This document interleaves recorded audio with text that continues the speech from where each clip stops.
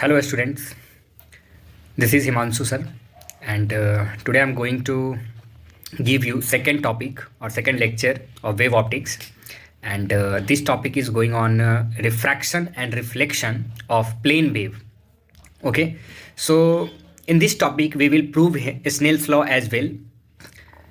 As we know that in ray optics light fall on surface whether it is transparent or opaque, refraction and reflection will take place. Sir transparent object होगा तो जो रे होती है वो क्या करेगी, पास कर जाएगी एक मीडियम से दूसरे मीडियम में. पास कर जाएगी तो फिर क्या होगा, बेंड होगा या नॉर्मल से अवे होके चला जाएगा. 10th में पढ़ चुके हैं ये सब सारी चीज़ें, 12th में भी है. फिर हमने रिफ्लेक्शन भी पढ़ा था, जिस एंगल से आएगी उसी एंगल से बाउंस बैक कर जाएगी ओपेक ऑब्जेक्ट पे जब स्ट्राइक करेगा किसी भी सरफेस पे. ठीक है, यहाँ पे हम वेव के फॉर्म में पढ़ने वाले हैं.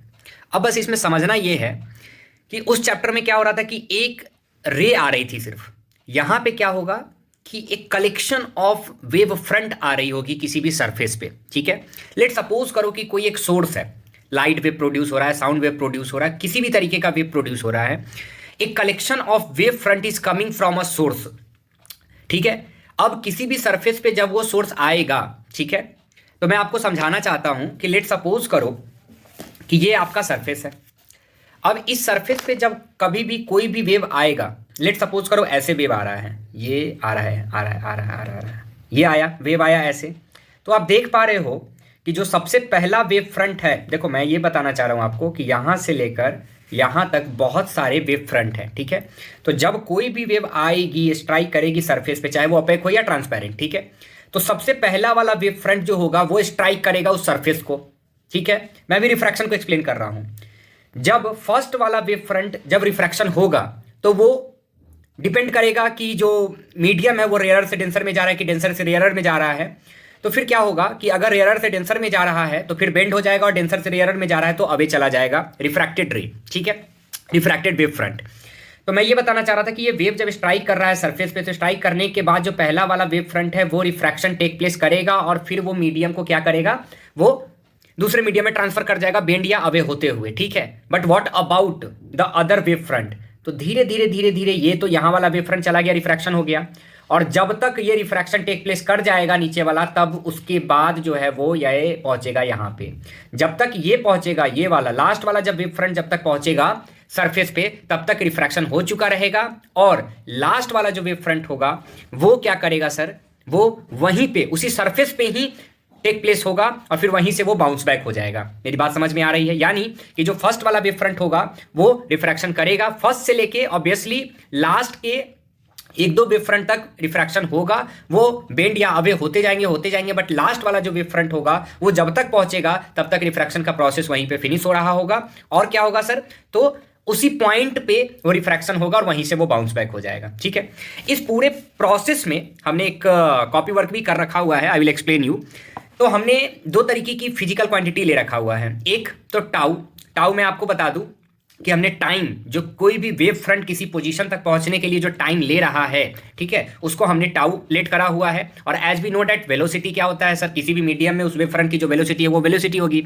और as we also know that कि जब वेलोसिटी को और टाउ यानी कि टाइम को मल्टीप्लाई करेंगे तो हमें डिस्टेंस कवर्ड बाय इंसिडेंट और रिफ्रैक्टेड वेव फ्रंट मिल जाएगा. ठीक है, तो इस तरीके से हम क्या कर रहे होंगे, इस पूरे प्रोसेस को समझ रहे होंगे. अब मैं आपको कॉपी के रिप्रेजेंटेशन से स्नेल्स लॉ को प्रूव करके आपको बताता हूं. ठीक है, तो वेव फ्रंट क्या होगा सर, वेव फ्रंट आएगा सरफेस पे, आने के बाद रिफ्रैक्शन होगा, रिफ्रैक्शन होने के बाद क्या होगा सर, वो एंगल्स क्रिएट करेगी, इंसिडेंट एंगल क्रिएट करेगी, रिफ्रैक्टेड एंगल क्रिएट करेगी, जिससे हम क्या करेंगे, साइन आई और साइन आर की वैल्यू निकालेंगे. हमें पता है कि साइन थीटा क्या होता है, एक टी रेशियो होता है, ट्रिग्नोमेट्री में हमने पढ़ रखा हुआ है, जो कि दो साइड किसी भी राइट एंगल ट्रायंगल का परपेंडिकुलर और हाइपोटेन्यूस का रेशियो होता है. हम इंसिडेंट एंगल के रिस्पेक्ट में और रिफ्रैक्टेड एंगल के रिस्पेक्ट में हम साइन आर और साइन आई को निकाल रहे होंगे, and the ratio of sine i and sine r is known as refractive index, and this is all about Snell's law. Okay,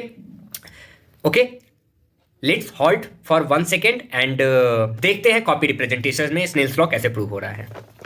चलो अभी देखो क्या हो रहा है सर, हमने ले लिया refraction of plane wave using Huygens principle. हम जो बात कर रहे थे ये हमारा इंसिडेंट वेव फ्रंट है. ये इंसिडेंट वेव फ्रंट, ये फर्स्ट वाला वेव फ्रंट यहाँ पे स्ट्राइक करा, बेंड हुआ और ये रिफ्रैक्शन टेक प्लेस हो गया। ठीक है, अब मैं ये बताना चाह रहा था आपका कि जब ये इंसिडेंट वेव फ्रंट ऐसे ऐसे करके ये रिफ्रैक्शन हो रहा था तो ये फर्स्ट वाला जब तक यहाँ पहुँचा, लास्ट वाला इस सरफेस तक ही पहुँचा और यहीं पर रिफ्रैक्शन हो गया। ठीक है, अब ये आपका जो इंसिडेंट वेव फ्रंट है, ये इंसिडेंट वेव फ्रंट का डिस्टेंस है, distance covered by incident wave front. ठीक है, ये v1 टाउ जो है, v1 यानी कि velocity of wave front in medium 1 और v2 क्या होगा, velocity of wave front in second medium. ठीक है, v1 टाउ जो हो रहा है वो distance covered by incident wave front हो रहा है और v2 टाउ जो हो रहा है वो distance covered by refracted wave front हो रहा है। कोई दिक्कत है क्या? कोई दिक्कत नहीं है सर। हमने टाउ को क्या माना है, time taken by wave front to travel BC और AE, जो कि डिस्टेंस है रिफ्रैक्टेड और इंसिडेंट का। ठीक है, अभी आइए स्नेल्स लॉ को देखते हैं। Sine i upon sine r refractive index होता है, कोई दिक्कत नहीं है। साइन आई हमने निकाला, साइन आई निकाला, इस ट्रायंगल में आइए, ये आपका एंगल है। ठीक है, यहाँ पे एंगल बन रहा है, एंगल के ठीक सामने वाला आपका क्या होता है, परपेंडिकुलर होता है। हमने BC अपॉन AC लिखा, तो BC अपॉन AC जो होगा वो P/H हो गया, सॉरी P/H हो गया। और BC जो था हमारा वो V1 टाउ था, हमने V1 टाउ लिख दिया, AC के जगह पे AC ही रहने दिया। ठीक है, फिर हमने साइन R निकाला, साइन R के रिस्पेक्ट में आपका ये परपेंडिकुलर हो गया, तो AE आपका परपेंडिकुलर हो गया, AE अपॉन AC हो गया। फिर हमने AE की वैल्यू डाल दिया, V2 टाउ अपॉन AC। जब हमने इनको डिवाइड किया तो AC से AC कट गया, टाउ से टाउ कट गया, हमें मिल गया एक रिलेशन इस टॉपिक में। वो ये रिलेशन मिला कि sine i upon sine r जो होगा वो ratio of velocity of wave front in both medium कहलाएगा।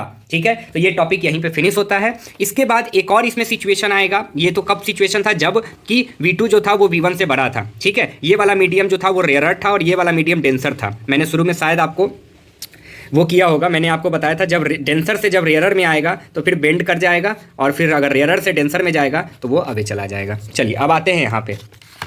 अब ये है सर, ये बड़ा सिंपल सा टॉपिक है सर। देखो इसमें क्या हो रहा है सर, इसमें रिफ्लेक्शन हो रहा है, प्लेन वेव जो है वो रिफ्लेक्शन कर रहा है। बहुत सिंपल है सर, बाउंस बैक करेगा। ये देखो, ये है आपका इंसिडेंट वेव, ये इंसिडेंट वेव फ्रंट है, ये इंसिडेंट वेव फ्रंट आया, यहाँ पे आया, यहाँ पे आया, आप देख पा रहे हो। जब यहाँ पे ये आया तो उतने ही एंगल से बनाते हुए वो क्या चला जाएगा, वापस चला जाएगा। वो क्या चला जाएगा, वापस चला जाएगा। ठीक है, और ये वाला जब तक ये यहाँ पहुँचेगा तो यहाँ से ये बाउंस बैक करेगा। तो ये आपका रिफ्लेक्टेड वेव फ्रंट कहला रहा है सर, और ये आपका इंसिडेंट वेव फ्रंट कहला रहा है। तो ये बड़ा सिंपल है सर कि कोई भी वेव है सर, ऐसे आ रही है वेव, तो एक तो यहाँ पे हो रहा है बाउंस बैक और फिर ये वाली जब यहाँ तक पहुँचेगी तो फिर ये यहाँ से भी ऐसे चली जाएगी। तो इस तरीके से ये रिफ्लेक्शन का प्रोसेस हो रहा है। ठीक है, इसमें बस एक ही चीज़ याद रखना है कि sine i is equals to sine r होगा। ठीक है, तो ये बड़ा छोटा सा टॉपिक था, आई होप आपको समझ आया होगा।